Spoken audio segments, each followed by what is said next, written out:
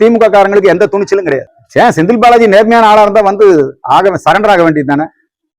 ஏவா Velu road போடாமையே போட்டதா கணக்கு காட்டி திருடி இருக்கிறாங்க. இப்போ நெஞ்சுவலின்னு சிங்கப்பூர்ல போய் படுத்துக்கிட்டார். அதாவது முன்னாள் அமைச்சர்கள், திமுக அமைச்சர்கள் லஞ்ச ஊழல் வழக்கிலே சிக்கி கொண்டிருக்கிற ஊழல் பெருச்சாளிகள் அவங்க எல்லாம் வந்து இன்னைக்கு நேர்மையா நீதிமன்றத்துல வந்து சந்திச்சு அந்த வழக்கு இல்ல நாங்க நிரபராதின்னு நிரூபிக்கிறத விட்டுட்டு ஜோசப் விஜய் அரசாங்கத்துடைய நடவடிக்கைக்கு பயந்துட்டு எனக்கு தெரிஞ்சு மு.க. ஸ்டாலின் அவர்கள் இப்ப லண்டன் போனதே கூட இதுக்காகத்தான் போயிருப்பார் போல் இருக்கு. இப்ப என்ன திடீர்னு ஐரோப்பா கேட்டா பேரனுக்கு பட்டமளிப்பு விழாங்கிறார்.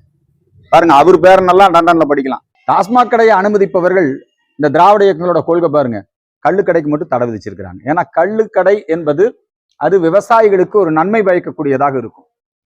ஆனா இந்த மாதிரி ஒரு கொள்கை குழப்பம் இந்த மதுவிலக்கு விஷயத்திலே தொடர்ந்து இருந்து கொண்டே இருக்கிறது. இப்ப ஜோசப் விஜய் அவர்களுக்கு எந்த கொள்கை குழப்பமும் தேவையில்லை. டாஸ்மாக் கடைகள் மூலமாக சாராய ஆலை அதிபர்கள் தான் அதிகமான அளவுல பலனடைகிறாங்க.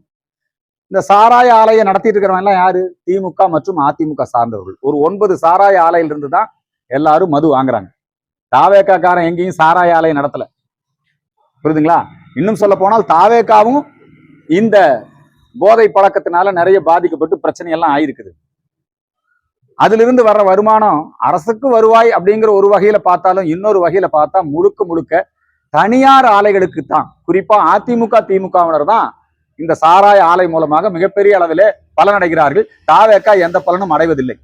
எனவே ஜோசப் விஜய் அவர்கள் பல அதிரடி முடிவுகள் இருக்கிறார். அது மாதிரி இந்த டாஸ்மாக் கடையை மூடுனாலே, ஏன்னா கொரோனா காலத்துல டாஸ்மாக் கடை மூடப்பட்டது. அப்ப வந்து மக்கள் குடிக்காம இருந்தான். 40 நாட்கள் கொரோனா காலத்துல மக்கள் மது குடிக்காமல் இருக்க முடியும். அதாவது சாராய கடையை மூடிட்டா குடி நோய் உள்ளவங்க பாதிக்கப்படுவாங்க, வேற பிரச்சனையெல்லாம் வரும் நல்லா சொன்னாங்க. அப்படி இல்லை, எந்த பிரச்சனையும் வரல. எல்லாம் நல்லா இருந்தாங்க. 40 நாள் குடும்பத்தோட நல்லா இருந்தாங்க. குடிப்பழக்கம் இல்லாமல் மக்களால் இருக்க முடியுங்கிறத நிரூபிச்சு காட்டினாங்க மக்கள். ஆனா இந்த அரசியல்வாதினால, இந்த அரசாங்கத்தினால சாராயம் வித்து வர்ற வருமானத்துல தான் கவர்மெண்ட் நடத்த முடியுங்கிற ஒரு மூட நம்பிக்கையை ஏற்படுத்தி வச்சிருக்காங்க. அந்த மூட நம்பிக்கையை பீகார்ல நிதிஷ்குமார் ஒழிச்சாரு. சாராயம் முழுமையாக ஒழிக்கப்பட்டு மதுவிலக்கு கொள்கை அமுல்படுத்தப்பட்டு பீகார் இன்னைக்கு முன்னேறிட்டு இருக்குது.